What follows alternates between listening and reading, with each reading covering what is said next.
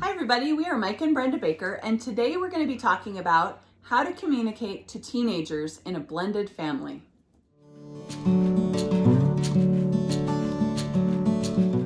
All right, how to communicate with teenagers in a blended family. Well, number one is teenagers are still teenagers, all right? Yeah, they're just difficult, all right? Some are wonderful, the majority are difficult. So, Or snarky. a teenager is still going to be a teenager. It doesn't matter if it's a teenager that's yours or a teenager that isn't yours. When they're in the house, they may act very differently, but really it's the same issue, okay? You need to remember that their bubble isn't as big as your bubble, okay? When they act like they know everything, well, they do in their bubble, okay? And they don't realize that bubble doesn't allow them to realize that there's more outside that bubble. Your bubble does, because you're a couple bubbles above them, okay? And you're like, no, I know there's these other bubbles, but they don't realize that, so cut a little grace. I'm not saying endorse bad behavior, but just recognize teenagers are still teenagers. Treat them more like young adults, I think, and less like teenagers. How about that? So, which leads us quickly into number 2. Be real, lead by example. You're not going to do anything great with a teenager sugarcoating anything. No. All right? I think if you want to take a look at sugarcoated teenagers, turn the news on. All right? There's all these world events happening right now. You've got a lot of kids. Maybe you agree with them, maybe you don't agree with them. But I think what you will agree with is that sugarcoating is parents being real with their kids makes a difference in who they are, okay? Who you are as a parent and who they become as a parent. Because remember, your kid is probably going to be a parent one day, regardless of whether they tell you they want kids or not, okay? And part of being real is listening to understand what they're saying. Sometimes our kids will come out with this crazy idea that we're like, where on earth did you get that? But then if you ask questions and you take the extra time to kind of discover kind of what it is that they're really saying and figure out what, what made them think the way that they did, you can have a great amount of learning, honestly. I mean, I've learned things. We don't have teenagers anymore. They're all, we're empty nesters now.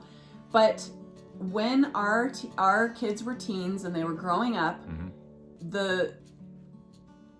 I learned some things from them that I hadn't thought about. Now, your kids are in a different generation than you are. And so they already think differently because of the generation that they come from. And if you just would take that time and you would just listen to understand, so that you're not just, no, that's not how you do it, okay? Because sometimes our kids have really great ideas, and sometimes they have the right idea, but they don't have enough maturity to understand certain things, especially when it comes to politics, and what else would you say? I guess family relationships, marriage. There's a lot of these things that they don't have the maturity to understand, but they understand the concepts. Yeah. And so as a parent, this is the best time. I loved the teen years, to be honest with you, for the most part, because they understood more than they did when they were young. And we would have some of the most amazing conversations, especially after we started homeschooling, because then we had all these different things, and we would talk for hours sometimes around the dinner table about different things they had learned, and they're wondering about this and stuff like that. So the more real that you can be about the life events that are happening, excuse me, sorry about that, or the world events that are happening, the more that you can get them to understand from your perspective and with your wisdom, and then listen to them so that you can kind of understand where they're coming from, it can be such an amazing time for you. As far as when we're talking about leading by example, it's really important that you don't tell your child or your stepchild, don't hit, and then you hit their mom, or you abuse their dad with your words. Yeah. Okay, you can't, teenagers see through all that BS. You can't say say they have to do something and then not do it yourself. Yeah, this is not a do as I say, not as I do type proposition. No. What Brenda's talking about basically is, listening to hear, not just listening to speak. Yeah. All right. You don't listen just so you can interject your opinion. Now, I do want to say that there is a time and a place for you to stick to your guns. Now, you Yes. do need to listen. Okay. And if they have a valid point, change your opinion. And don't be afraid to do so, There is a time when you are going to have to stand your ground. Yes. I had one of those moments with my sons where they were like, Dad, just because you always said that when we were younger doesn't mean you have to think it now. Whoa. If I have no reason to change my opinion and you have no useful information for me to base a change of opinion on, then I have no reason to change my opinion.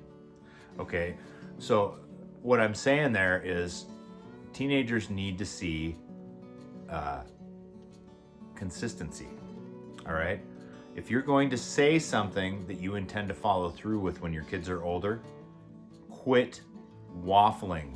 These conversations you have with your teenagers, whether in a blended or non-blended family, these are the things that they will remember back on, okay? Now, once again, always be willing to hear their info, but that doesn't necessarily mean you have to waffle on everything, and it doesn't necessarily mean that you have to question everything yourself. If you feel valid with adult kids, finally, from when they were teenagers, remain immovable if you need to, because really you are still leading by example in doing so, okay? No, I said this then, and I'm still saying it now. And it's amazing because some kids will look at that and go, okay, I do see that, and they will begin to shift their perspective because you held to the things that you taught them from the beginning.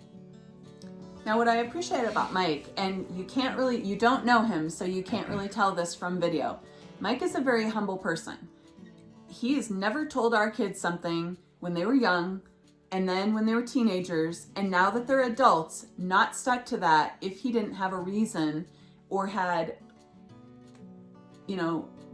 more wisdom or had learned some things, and then not, he's always been the type that will agree when he's realized, that wasn't necessarily the right thing or the best thing or whatever. Mike is a humble person. So when he was saying all of that, I just want to tell you that he's not telling you to do something that he doesn't do. Thank you. You're welcome. Okay, so that brings us to our last one. Schedule one-on-one time. Look, part of the reason that you're having problems communicating with your teenager is probably because you haven't taken any one-on-one time. Yeah. Okay, now let's be honest. Blended families a lot of times have more kids than normal. Yeah. Okay, we ended up with 5 kids. We were just watching a show earlier this morning. Blended family had 9 kids. Okay, Whoa. 5 from one, 4 from another. And they make movies about that. I think it was yours, mine, and ours. So, Yeah. So there a lot of times they do have more kids, and it's tough, but it's essential. You've got to do it. We're not talking, okay, we're gonna take one kid and drive for the weekend and go somewhere. We're talking, we're gonna take our teenager out for ice cream, or we're gonna take our teenager to McDonald's, or we're gonna take our teenager to their favorite restaurant, or we're gonna go to the park, or we're gonna skateboard, or we're gonna, figure it out. And you don't have to do it every month. Right.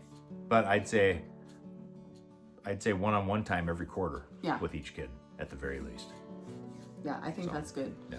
Yeah, the more that you do to try to build that relationship with the teenagers in the house, the more you are going to find success, especially as they get to be adults. Mm-hmm. Some will, some won't. So, you can't do anything. You can't make their choices for them. But if you put in the time, you will not have the regrets when they are adults, I guess, is what we're saying. So that's all for today. We thank you for being here, and we hope that this learning how to communicate with your teenagers in a blended family really helped you to kind of understand some of the steps to start getting there. If you have questions or comments, please leave those below. If you need to get a hold of myself or Mike, all of our links are down below. So go ahead and please feel free to contact us. We will talk to you again soon. Bye.